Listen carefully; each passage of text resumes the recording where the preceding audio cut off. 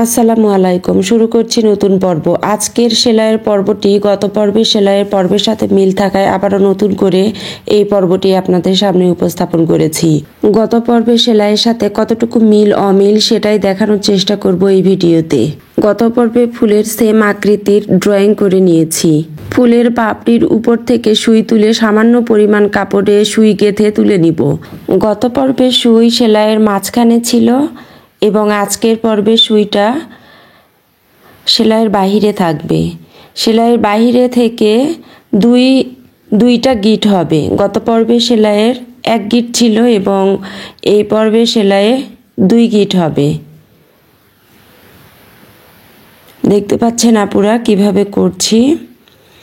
গত পর্বে সেলাইটা 1 গিটের ছিল এবং সুচটা ছিল মাঝখানে।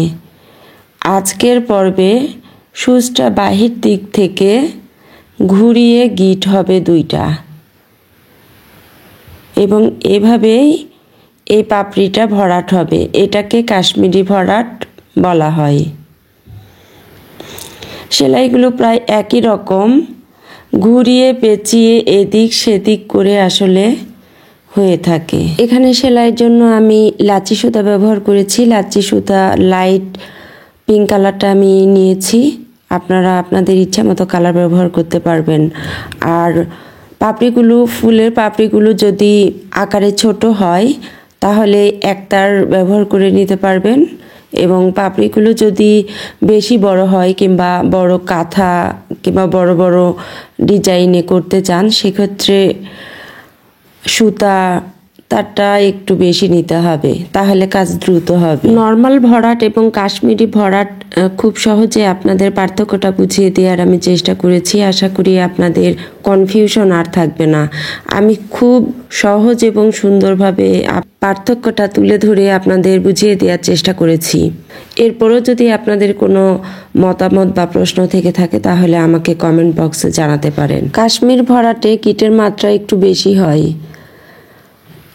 ডিজাইন বা আকৃতি অনুযায়ী গিটের মাত্রা কম বেশি হয়ে থাকে। একটি সাধারণ সেলাই দিয়ে কাপড়ে বুনন করে অসাধারণ একটি ডিজাইন তুলে ধরার নামই হাতের কাজ।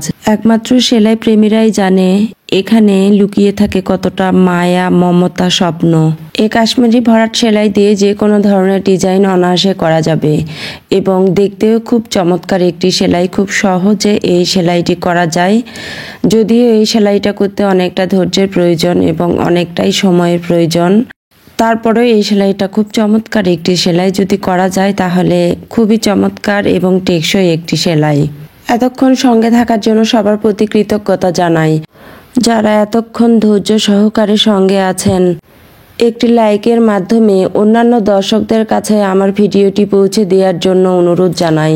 এ ধরনের ভিডিওগুলো ভালো লাগলে চ্যানেলটাকে সাবস্ক্রাইব করে পরবর্তী ভিডিও দেখার জন্য যুক্ত হতে পারেন। ভিডিওর একদম শেষ পর্যায়ে চলে এসেছি। আপনাদের কাছে ভিডিওটি কেমন লেগেছে তা জানাতে ভুলবেন না।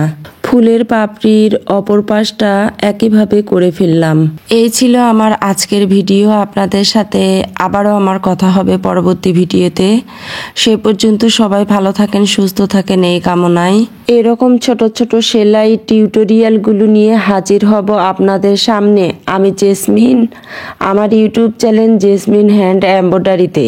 দেখতে হলে চোখ রাখুন আমার ইউটিউব চ্যানেল জেসমিন হ্যান্ড এমব্রয়ডারিতে। সবাইকে আল্লাহ হাফেজ।